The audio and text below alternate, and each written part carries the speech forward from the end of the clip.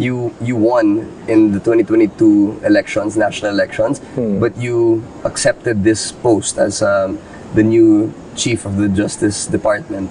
What was your initial reaction when President Bongbong Marcos asked you to become the next Secretary of I was Justice? overwhelmed because I didn't expect to be asked to fulfill this duty.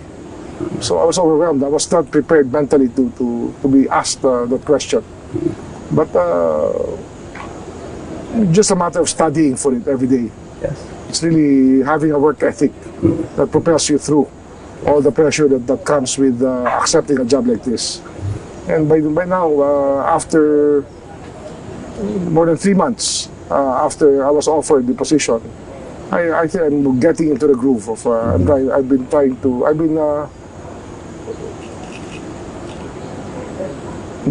working through. Getting into the mold of a full-time justice secretary.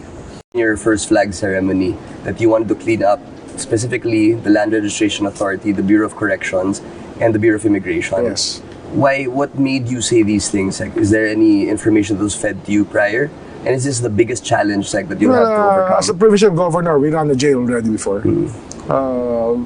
We were running until now they're running a Cavite provincial jail. I had an idea of how things worked in the system, but more so with the news that came out of Bucor for the last 12 years. I think that we saw the highlight of corruption happening here when the drug trade continued inside Bilibid, and that is not something we want to happen anymore. So we have to stop that. And the other, well, the Bucor has improved. Let's say, in the past 12 years, the last 2 years have been good for Bucor, and we want these gains to be preserved, and we want to do better at what we should be doing, which is to provide a proper climate for corrections, so that these people can come out of Muntinlupa as better people, or maybe come out of jail as productive members of society. So the corrections factor is very important. But the criminal aspect and the temptations it offers should not be countenanced or tolerated within our correction system. It's like this is your first time to visit the prison as Justice Secretary. Yes, Bilibid itself is the first time, yes. Yes, sir. What are the things that you noticed, and what are the plans and programs you have in mind for the new Bilibid prison? Well, it's really because it's the nearness of Bilibid prison to Metro Manila and to the surrounding communities. Maybe it's about time that we sought other places to bring it to, so that probably the corrections factor can be better in a better environment. But this environment is not anymore appropriate, probably for the corrections to stay here.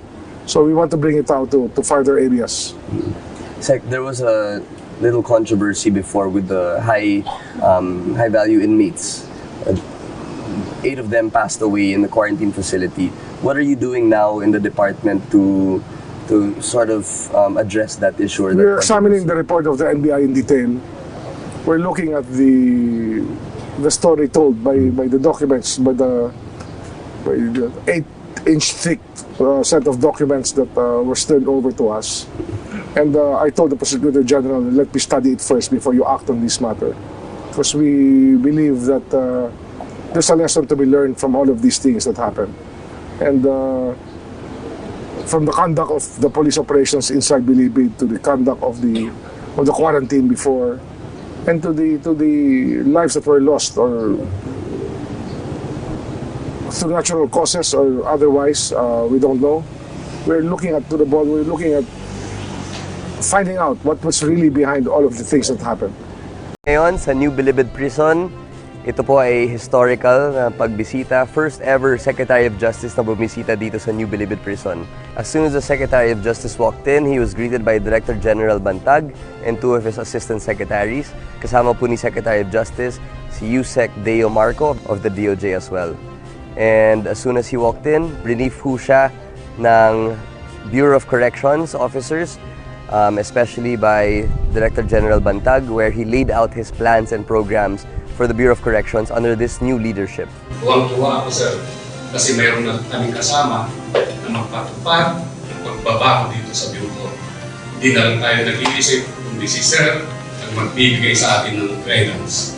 At asahan ninyo, sir, na kami ay susunod, sir, kung ano man ang instruction ninyo, sir. After which, nandito ho tayo sa maximum security ng New Bilibid Prison, where he is being guarded by the PNP and officers of the Bureau of Corrections. May kinalong pala yan pag nabili natin ang parang-parang.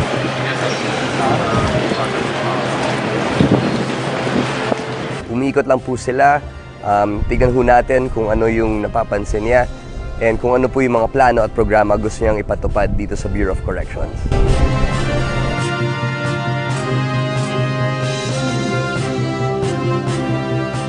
Kakatapos lang po namin mag-inspect sa loob ng New Bilibid Prison dito sa Bureau of Corrections. Nagpapasalamat po ang The Chat Room kay Justice Secretary Boying Remulla sa kanyang binigay na all-access pass sa PTV.